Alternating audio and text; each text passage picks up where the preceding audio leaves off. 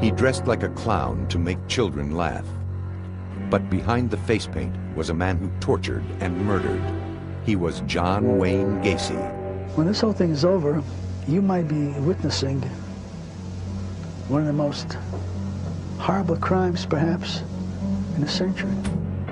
He claimed to be a loving father. See, I don't believe in hitting children. But what he did to his young victims was unspeakable. It was terrible. The smell of death was everywhere. How he killed those boys for his own pleasures. How could you forgive him? To the end, John Wayne Gacy proclaimed his innocence. Vengeance is mine, saith the Lord, because you will have executed somebody that didn't commit the crime.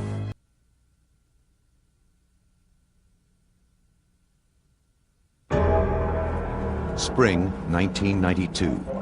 Killer John Wayne Gacy tries to rewrite history. When they paint the image that I was this monster who picked up like these altar boys along the street and swatted them like flies, I said, this is ludicrous.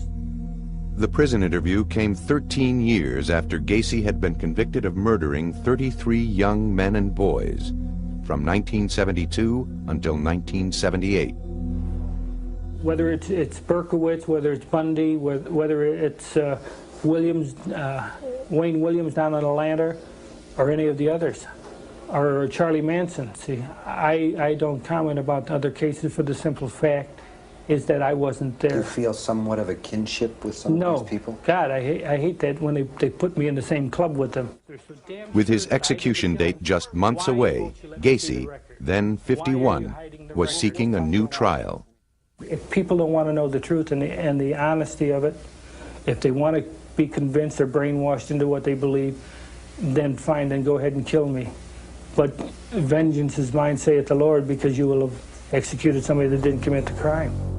But the evidence against him was overwhelming. Evidence that didn't come together until December 1978, when a 15-year-old boy disappeared. He was one of a number of boys who had disappeared in the Chicago area, but something about him was different. The boy was Rob Peast, a sophomore in high school who worked part-time at the Nissan pharmacy in the northwestern suburbs of Chicago. On December 11th, at quitting time, he told his mother he was going to talk to a man about a construction job, but Rob Peast never made it home. His parents finally ended up at the police department to fill out a missing persons report on their youngest son. At the time, the man in charge of the state's attorney's office was Terry Sullivan.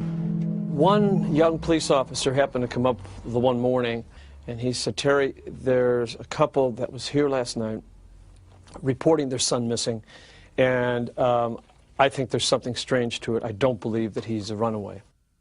Sullivan agreed. Rob Peast was the consummate good kid, devoted to his family, an honors student who wanted to be an astronaut. There was no reason for him to run away. Something was wrong. Immediately, a search was organized. His parents were devastated.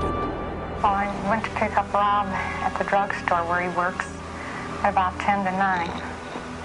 And he says it would take a few minutes, that he wanted to talk to this contractor about a job. And then with that, I started browsing around the store, and I'd never seen him since. For police, the most obvious lead was the contractor Rob had gone to meet. His name was John Gacy. As it turned out, Gacy often hired young boys. 2 days after Rob disappeared, Sullivan called Gacy into the police station. And he basically just said he had no idea what we were talking about. He denied even knowing the kid, and in frustration, I had said to him that, well, I understand that you don't want to say anything, but we've got evidence that, in fact, you were seen with him very recently. Soon after that confrontation in mid-December 1978, police began tracking the movements of John Wayne Gacy. Meantime, a simple background check revealed that Gacy had been convicted 10 years earlier in Iowa. The charge was sodomy. The victim, a teenage boy. Gacy was released from the Iowa Men's Reformatory after serving only 18 months. Because of Gacy's record, a 24-hour surveillance was ordered.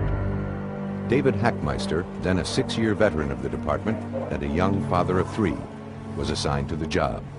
I knew that, in fact, they thought that this could be a homicide. They asked me to keep surveillance on the house. It soon became obvious that a concealed surveillance of John Gacy would be impossible. Gacy often drove over 60 through city streets. Over several days, frustration grew as two-man teams followed Gacy on fruitless journeys throughout metropolitan Chicago.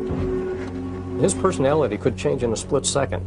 You know, one second we're his best buddy, we're his bodyguards that he's introducing us people to, and the next second we'll go into another bar and we're from the FBI who are harassing him. As the days went on, there was still no sign of Rob Piest. His family posted his picture throughout the neighborhood. Then, a lead. Gacy told the surveillance team that he owned some land up north in Wisconsin. So right away we're thinking that's where the body is. Of course, he's feeding us this information knowing that we're going to follow up on this, just kind of leading us off the track.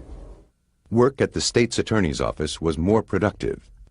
The investigators had obtained a search warrant for Gacy's house, based on Gacy's sodomy conviction 10 years earlier in Iowa. My hopes, of course the hopes of the police officers and my fellow state's attorneys, was that we would find Rob alive. When police investigators entered Gacy's home, it was fastidiously neat. They collected an assortment of items: handcuffs, garter belts. One officer picked up a photo receipt from Nissan Pharmacy. But of all the items found, one of the most chilling was a class ring. It was quickly learned that the ring belonged to a recent high school graduate named John Zick, who, like Rob Piest, was missing. It was just the beginning. Through interviews with Gacy's acquaintances, it was discovered that 2 employees of Gacy's were also missing: Gregory Godzik and Johnny Butkovich. Both 17 years old, both had not been heard from for at least 2 years. An unmistakable pattern began to emerge, linking Gacy to missing boys. So it was as if a trickle had started and now all of a sudden it's turned into a waterfall. It was then that the investigators got 2 final breaks. First, a fellow employee of Rob Piest revealed that she had put her photo receipt in Piest's jacket. That receipt was the same one found in Gacy's house. It provided a critical link, proving that John Gacy had contact with Rob Piest the night Rob disappeared. And there was more. Interviews with Gacy's employees revealed they had been asked by Gacy to dig trenches for new plumbing in the crawl space beneath the house. The story triggered a memory for a detective who had once used the bathroom in Gacy's house. Mind you, again, it's cold winter, and the furnace came up from bringing the fumes up from downstairs. Now, being an experienced homicide detective and Detective Schultz came back and said that he recognized the odor of bodies decaying. Bodies in the basement. It was an appalling idea that haunted detectives, some of whom had actually spent several hours inside Gacy's home in the rec room, just above the basement. Gacy himself had invited the detectives inside for drinks, perhaps out of arrogance, perhaps in an effort to taunt them. Based on these new clues, detectives pushed for a second search warrant.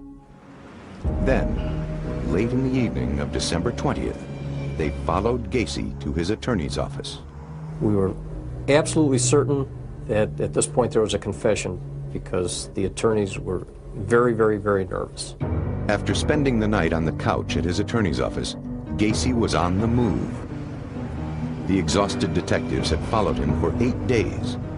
Christmas was just 4 days away. And finally, they believed Gacy was going to crack. This was the beginning of the end for Gacy. He had apparently decided that he was going to commit suicide and was going to go around and say his last goodbyes. One of Gacy's first stops was the Shell gas station, where he was a regular customer. At that point, I go in the gas station. I recovered some drugs that Gacy had given to these people as he was saying his last goodbyes. When I got that information, I told them to take him down, to arrest him. That was probably the closing of the news. We rushed the car at a stoplight, pulled Gacy out of the car, threw him up against the trunk of the car, and told him that he was under arrest for a drug violation. By December 21st, just 10 days after Rob Peace disappeared, John Wayne Gacy was headed for jail on a drug charge. He was connected to several missing boys, but not a single body had been found. As Gacy was led into the station, a second search of his house was just moments away. By the spring of 1992, the Menard State Penitentiary in downstate Illinois had been John Wayne Gacy's home for 13 years. And so, by the time he agreed to be interviewed, he had an answer for everything. Even when he was asked about the odor from the crawl space, Gacy had an explanation. You know, I found it as odd when we bought the house that a house with a crawl space would need a sump pump. But then I learned the first time it rained that this ground gets wet under there, and then the crawl space actually floods up to a foot deep in water. And then as it recedes, it puts out a musty odor. There was always a musty odor in that house. As for the day in December 1978, when a police detective thought he smelled decaying bodies, Gacy said it wasn't that at all.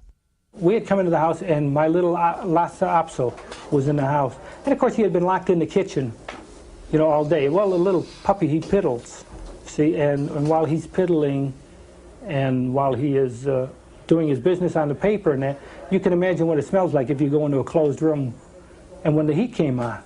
Still today, it seems inconceivable that Gacy would rely on such a defense. Because the truth about the crawl space became international news on the very day Gacy was arrested. On the night of December 21st, 1978, while John Gacy was held at the Des Plaines police station for possession of marijuana, the second search of his house began. While some officers looked for evidence upstairs, two went below into the crawl space. Moving on hands and knees, the evidence technicians surveyed the muddy ground. One officer took a shovel, dug down about 6 inches, and pulled up something hard. It was a human bone. While held at a local police station, Gacy complained of chest pains and was rushed to a nearby hospital. Detective David Hackmeister met him there. I hadn't been there maybe 20 minutes or half an hour when I got a phone call from my supervisor advising that they had found bones in the crawl space. At that time, Gacy was just being released from Holy Family Hospital, and I advised him at that point that he was under arrest for murder. Defeated, Gacy looked straight at Hackmeister and said, "Dave, I'm ready to clear the air." He then confessed to the murder of more than 30 young men and boys. He certainly held nothing back. He talked about the very first person that he killed, and that he had stabbed him to death, and that caused such a mess that he had to come up with another plan after that. Every person that he killed thereafter, he came up with a plan to strangle. The specifics Gacy provided of torture in his house were staggering. He talked in detail about sexually abusing the boys and strangling them. As Gacy talked, the officers looked for some feeling in him, some emotion about what he had done. There was none. In the confession room, I most clearly remember that there was no remorse. Very, very cold about it. By the next day, word that bodies had been found at John Gacy's house had spread through the media. The Cook County medical examiner, Dr. Robert Stein, arrived and joined the crew to direct the exhuming of the bodies. First, they ripped out the floorboards of the house, exposing the crawl space completely. Some workers dug through the mud beneath the house. Others began to dismantle the garage. By midday, the first body bag emerged. The crew pressed on. A second body was carried out shortly after. On that first day, a ritual was established that would last as long as the digging continued. Each afternoon, Dr. Stein would report the discoveries of the day. In the garage, there was just that one skeletalized remain, and in the house itself also a skeletalized remain. No one knew how many bodies would eventually be found, but based on Gacy's confession, officials speculated that the number would be considerable. When this whole thing is over, you might be witnessing one of the most horrible crimes, perhaps, in a century. Early on, investigators brought in the one person who could provide the most help, John Gacy. He showed them one spot to check and then was quickly whisked away.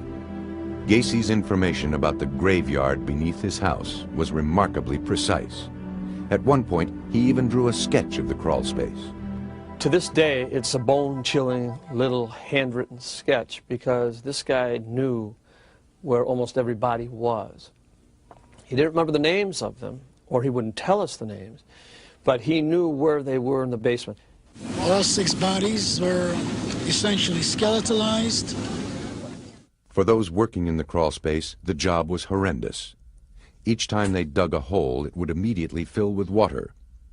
They would sort through the mud by hand, picking up small bones. Whenever they found a skull, they placed a stake into the ground with an identifying number.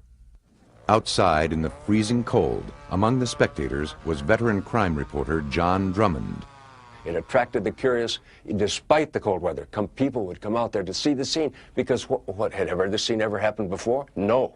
The odor was terrible. All the investigators that we talked to afterwards admitted that the stench, despite the fact it was very cold weather, was overwhelming. It was terrible, and the smell of death was everywhere as they went in there. Some people came not just out of curiosity.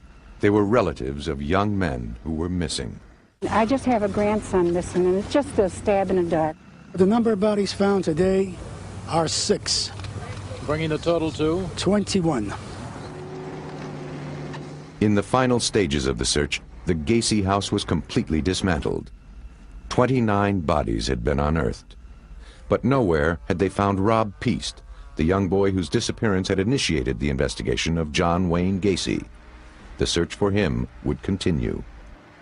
At this point in time, it would appear that we have removed those bodies from the crawl space. As the search for bodies ended, there was one question the stunned public wanted answered. How had John Gacy gotten away with killing so many young men and boys for so many years? Behind the mask of the killer clown. In 1992, in his television interview from prison, John Gacy presented himself to the public as a man deeply concerned with the breakdown of family values. Do you realize by 1993 that 50% of the American families will be single-parented? And that shows a breakdown in the church and not being able to hold families together. And for this reason, children run away from home and seek love in other places. Twice divorced himself, he still claimed to live his own life according to very strict standards. I've always looked after my children, even now. A lot of things that my dad did, I refuse to do, because I don't believe in hitting children. A good father, a concerned citizen. He said he was also a dedicated community servant. I always felt that service community and community service to others, you know, in my religious background, I felt if you serve other people, it'll come back to serve you. Ironically, for people who knew Gacy before his arrest, his statements were actually believable because the public life of John Gacy was that of a model citizen and loving father. As the bodies, one after another, were pulled from Gacy's house in December 1978, there was no group more stunned than the group of people who considered themselves Gacy's friends. I still find it hard to believe him. I've known the man 4.5 years, and I thought the world of him. To those who knew him, John Gacy was not only a successful businessman, he was also a good neighbor. Routinely, he opened his house for lavish holiday theme parties. But what many remembered about him most was that he often dressed up as a clown to entertain children. At the top of it all, I mean, he used to do a lot of his charitable work. In other words, the guy was a clown, and he put on shows and all that, and the kids there, he treated the kids real good and all that. But now, with the bodies being pulled from his basement, the world discovered another side to John Gacy. And suddenly, people wanted to know, who was this Dr. Jekyll and Mr. Hyde? Attorney Greg Adamski, who later represented Gacy, discovered Gacy operated by his own rules. Most of the things that all of us value, John had no value for at all. John didn't value other life. John didn't value other emotions. John didn't value any institutions. John didn't value the feelings of other people. John Gacy grew up in Chicago. His father was reportedly abusive, and he had some health problems as a child. He was close to his mother and only sister. In his adolescent years, Gacy loved to dress up in uniforms. He scored 118 on an IQ test, which is in the bright normal range. He told doctors after his arrest that he committed his first murder when he was 15 years old and then couldn't stop. He made the statement in 1979 to the psychiatrist hired to help in his defense, Helen Morrison. He started the pattern of what later is described as almost an addiction to homicide. And that's so similar to someone who's an addict that they'll be doing all right, and then there's a certain point where they almost have a craving. And it's not that they're after a human being, it's not that they've had a fight with anyone, it's not that they've remembered some traumatic episode from their childhood. It's just that simple and that terrifying. Gacy was never charged with the murder he claimed to commit as a teen. And then in the 60s, he got married to a co-worker and went to work as a manager for a Kentucky Fried Chicken restaurant in Waterloo, Iowa. He became active in a local civic organization, the JCs, even named Man of the Year. Gacy had a young wife and children, but was developing a penchant for sex with young boys. In 1968, at age 26, he was convicted of sexually assaulting a teenage boy. He was sentenced to 10 years, but because he was such a model prisoner, he served only 18 months. Returning to Chicago, now divorced, he made a clean start, rejected his family, and became involved in Democratic Party politics, and was even photographed with then First Lady Rosalind Carter. He also married a childhood friend who had 2 young daughters of her own. In the early 70s, he began a small contracting business called PDM, Painting, Decorating, and Maintenance. Outwardly, Gacy maintained a life that appeared meticulously in order. But unusual stories about him occasionally surfaced, like this one from a young man Gacy picked up for a night of cruising in March 1978. I got in the car with him, and shortly after I got in the car with him, he placed a rag over my face, of which turned out to be chloroform, and proceeded to have a lengthy drive, and every time I would come to, the rag would go back over my face, and I remember him carrying me into his house, and then he put the rag over me, and that's the last thing I remembered until I found myself about 5:30 in the morning on the steps right by Lincoln Park, half dressed, my face completely burned. Another young man described a night of torture to then State's Attorney Terry Sullivan. He made him take his clothes off and tortured him with candles in one room, then filled the bathtub and would take him from the floor of the one room into the bathroom and shove his head underwater for excruciating long periods of time, to the point where this kid passed out a couple of times. It's amazing he didn't die at that particular time. Neither story was believed, dismissed by police as lovers' quarrels. John Gacy's public persona never changed until the day the bodies were found, and Gacy's real story became a national news story, shocking even veteran crime reporters. I could not understand how a man living in the city of Chicago, who was respected apparently by neighbors, active politically, could be responsible for doing something like this. To this day, it defies logic how he was able to kill 33 people and bury most of them on his property and get away with it for a number of years. Later, it was learned that Gacy began burying the bodies under his house in 1972. By 1978, he believed the crawl space was full and found another way to dispose of his victims. After his arrest, he took police to a bridge over the Des Plaines River. Eventually, 4 more bodies were recovered. The last one, found in the spring, was Rob Peast, the boy whose disappearance had led police to Gacy. In April 1979, John Gacy was indicted for the murder of 33 young men and boys, the largest number of murders ever charged to one person in U.S. history. Gacy's ploy to lure his victims, when we continue on Crime Stories.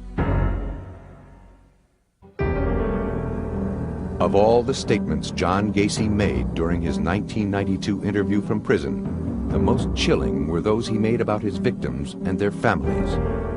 His contempt for them was obvious. That one mother that gets on television all the time who thinks I should be given 33 injections, I think she ought to take 33 Valiums and go lay down. She goes on Geraldo show and all these other shows talking about, I think it's Maori, I think is the name. Her Marine son. Her Marine son, if her Marine son was so great, what the hell did he run away from home 12 times? From the beginning, Gacy's victims were known as numbers that represented nothing more than the sequence in which they had been found. From the crawl space, they were taken to the county morgue, where the real work began, the job of identifying each body, changing the number to a name. The first body found turned out to be 17-year-old Johnny Butkovich, one of the boys who had worked for Gacy. The second was Greg Godzik, also an employee. As each name was announced, television crews raced to find the families. He was a good boy. I'd spend anything to find him. I really would. And I think every mother would. It's just not me. I'm sorry for everybody else. Darrell Sampson, John Zick, Randall Reffett. The faces filled the newspapers. Body number 13 was Johnny Maori, 19 years old, a former Marine. His mother, Dolores Nieder, last saw Johnny on September 15, 1977.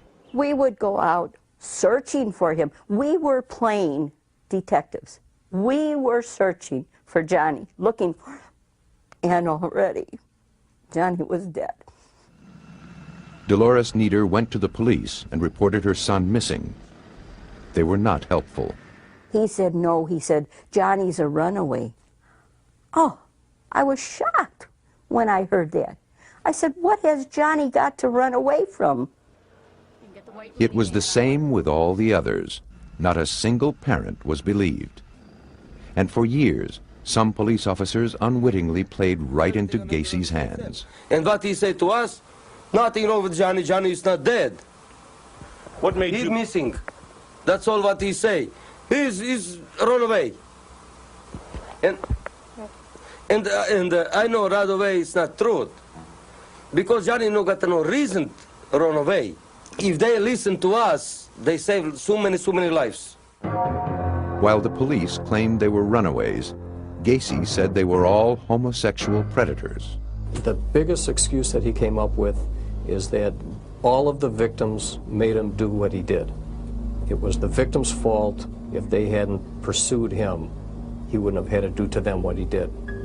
But as investigators discovered the identities of the boys, it was clear that the majority were neither runaways nor male prostitutes. Gacy had said they were gay. Johnny, I know, was not gay.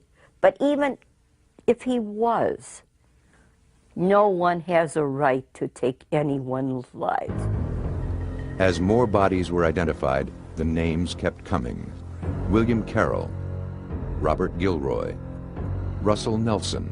They were all young, healthy, strong. How had Gacy managed to overpower the boys? The answer, Gacy was cunning, and he had a perfect ploy. In his black car, equipped with 2 spotlights, Gacy pretended to be a policeman. He would stop a boy walking down the street, flash a badge, and tell him to get in. Once inside the car, the boys were driven to Gacy's home. All he needed then was a good trick. He told officers how it worked with his last victim, Rob Peast. He says, no, it's a very simple trick. He says, I'll show you how to do it. Put the handcuffs on. So he had Rob Peast actually put the handcuffs on himself and cuff himself behind his back. And Rob struggled with the handcuffs for several minutes and said, well, what's the trick here? And John reached into his breast pocket and pulled out the key to the handcuffs and said, the trick is you have to have the key. With the boys restrained in the handcuffs, Gacy then moved on to his rope trick. Slipping a rope over the victim's neck and twisting a rod through it over and over until the young man collapsed. For the parents who heard the stories of their children's last moments, the image was horrifying. I could never forgive Gacy for the rest of my life.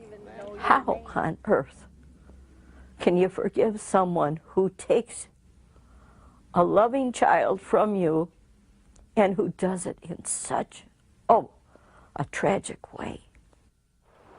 Over a period of 6 years, John Gacy murdered at least 33 boys and was never discovered until finally the police listened to the parents of one child. Believe me, if Rob Peast had been anyone but Rob Peast, if he had been a person that had run away on several occasions, we probably wouldn't have looked into it as closely as we had. In the spring, 4 months after he disappeared, Rob Peast, the boy who stopped John Gacy, was buried. 9 other boys killed by Gacy were never identified and were buried in separate cemeteries around Chicago. And although the young victims have all now been properly laid to rest, the pain for the families is still very much alive. Losing a child is just the hardest thing in life that you have to go through. As John Gacy spoke from prison in 1992, he made it very clear that he was tired of being associated with other famous serial killers, especially the man who killed and then consumed his victims, Jeffrey Dahmer. I'll tell you this, that's a good example as to why insanity doesn't belong in a courtroom. Because if Jeffrey Dahmer doesn't meet the requirements for insanity, then I'd hate like hell to run into the guy that does. It is an ironic statement, coming from a man who 13 years before had pled not guilty to 33 murders, using the defense of insanity. On February 6, 1980, the first day of John Gacy's trial, people lined up at the criminal court building in Chicago, eager to get a glimpse of one of the most notorious serial killers of all time. Already, Gacy's story had received so much press coverage in Chicago that jurors had to be selected from Rockford, a city 50 miles north. The 16 men and women were bused to the courthouse and sequestered for the entire 6-week-long trial. Gacy was pleading not guilty by reason of insanity. And at first, it seemed the defense had an advantage. The judge was Louis Garippo.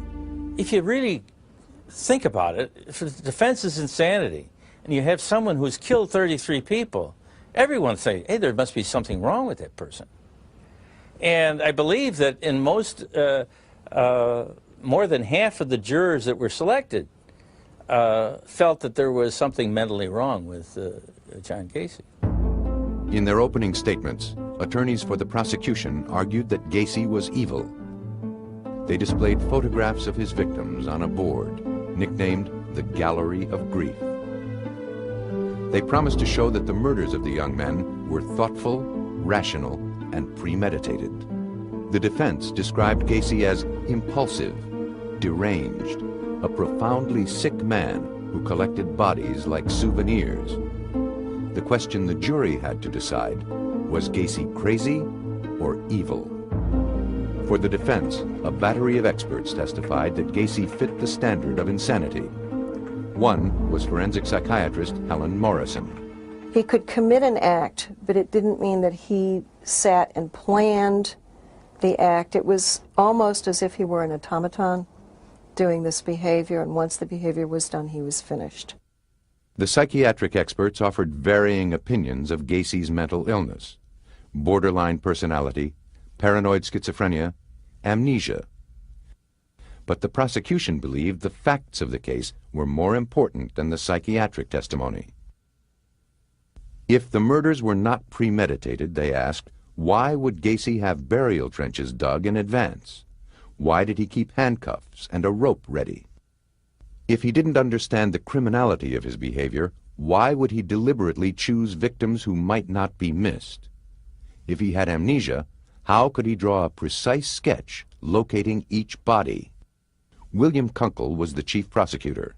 Clearly, when you have this kind of intentional behavior, the pre-planning for all those things, the covering up, the post-planning, the post-conduct for all those things, and all this going on in the backdrop of what on the surface appears to be a perfectly normal existence, just doesn't fit. As the jury heard the testimony and looked at Gacy, they saw a man at ease and very much in control of himself.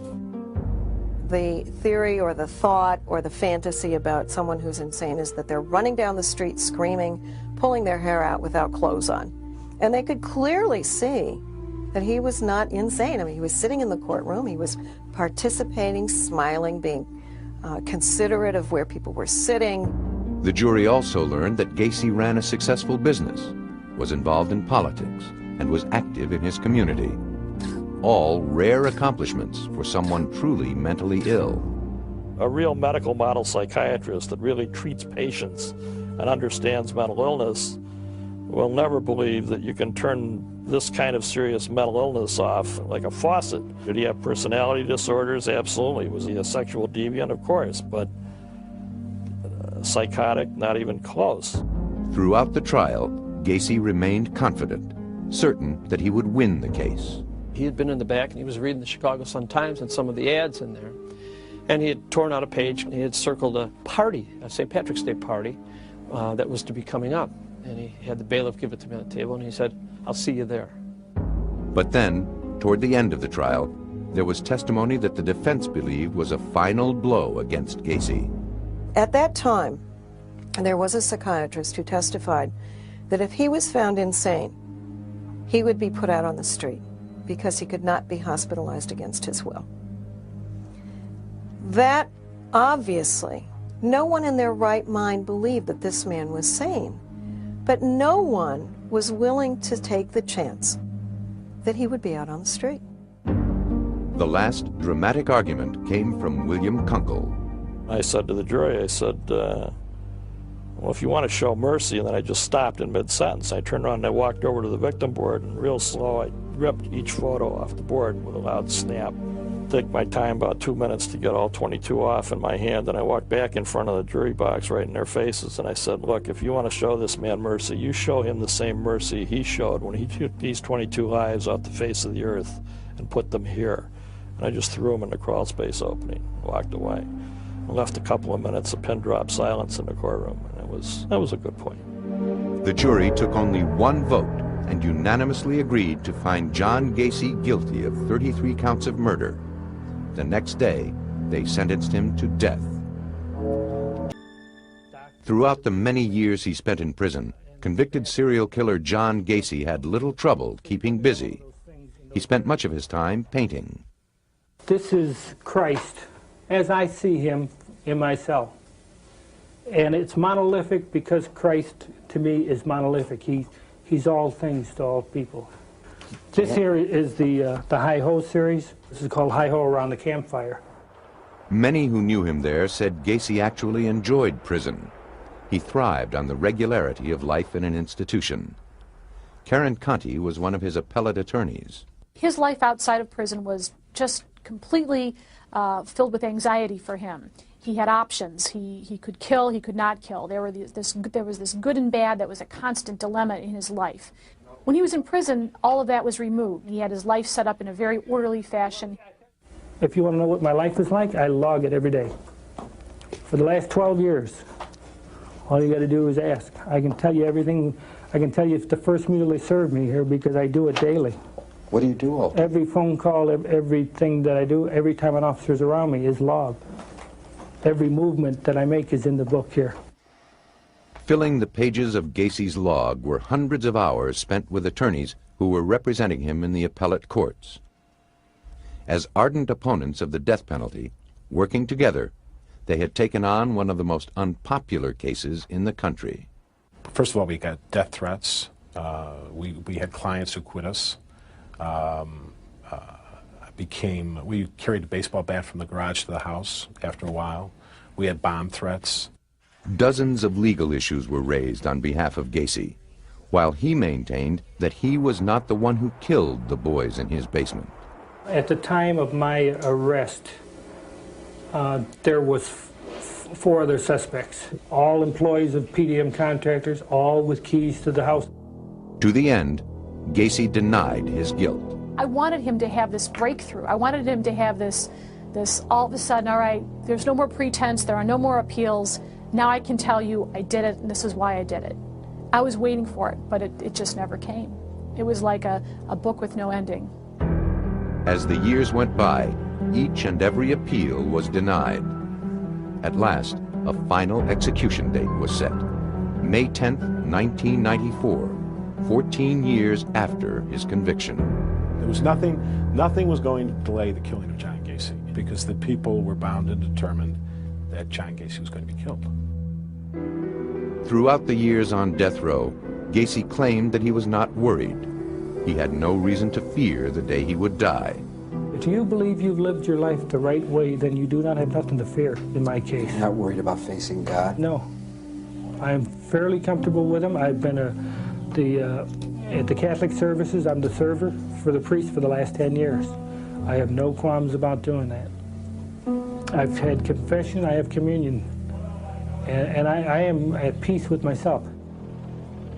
On the morning of his execution, Gacy was flown from his downstate prison to the death chamber at Stateville Correctional Center. We have attorneys on standby that will be available to the very end to fight any attempts to stay this execution. By 7 that evening, the U.S. Supreme Court denied a last request for a stay of execution. At the end, Gacy wanted to speak with each of the lawyers separately. He took me aside and he wanted to thank me for trying as hard as I could and for keeping him occupied with jokes and for being kind to him and calling him and keeping him informed. Even while the crowds cheered outside his cell, Gacy did not believe he was going to die. At about 11:15 on the night that Gacy was killed, one of us called up Gacy and said, "How are you doing?" And Gacy said, "You know what? Can this wait? Can I talk to you in a while?" We said, "No, John, I can't wait. I mean, what do you mean a while?" He said, "Call back in an hour or two." I said, "John, you're going to be dead in an hour or two. What are you thinking about?" There was a candlelight vigil by opponents of the death penalty, but far more people clearly were in favor of his execution. Just after midnight, with relatives of his victims watching on a television in the prison basement, Gacy was strapped to a gurney in the execution room. He was given 3 lethal injections. John Wayne Gacy was pronounced dead at 12:58 a.m. He got a much easier death than any of his victims. In my opinion, he got an easier death than he deserved. But the important thing is that he paid for his crimes with his life. A few months after Gacy's execution, a ceremony was organized. Relatives of the boys who were killed were invited to take a painting by Gacy and burn it. It was nothing more than a symbolic gesture, but for many, it seemed to fulfill a goal: to rid the world once and for all of the grisly horror that John Wayne Gacy had created.